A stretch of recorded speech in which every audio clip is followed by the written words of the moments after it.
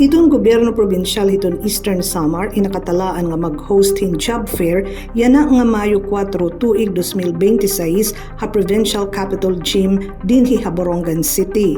Kaparte ini hiton pagsalinurog hiton ika-124 nga Labor Day. Alas 8 hiton aga magtitikang iton recruitment activities. Tuyo hini nga mahisumpay iton mga estehanon nga nagtuturoy hin trabaho nga dahin damo nga mga oportunidad hin panarabahuan dinhi ngan sugad man didto halangyaw.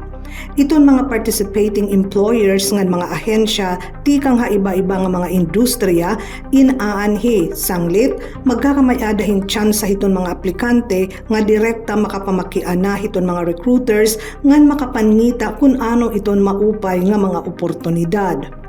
Hangyo hiton mga organizers nga iton mga aplikante in magdarana hiton ira updated resume para hin posible nga on-site screening ngan interview.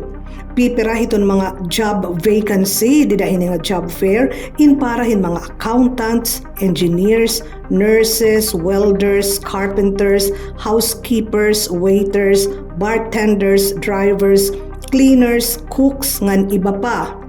Kasumpay hini magkakamay-ada gyapon hin one-stop shop hiton mga government services.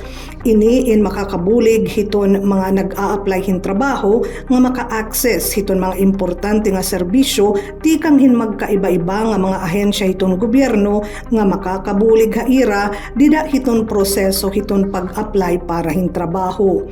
Kasumpay hini ginaaghat hiton gobyerno probinsyal hiton Eastern Samar iton nga tanan nga mga interesado nga nagtuturoy hin trabaho nga pumartisipar pumakani Haborongan ngan mangkita kung ano iton mga oportunidad na uuyon daman hiton ira skills ngan hiton ira mga kapabilidad.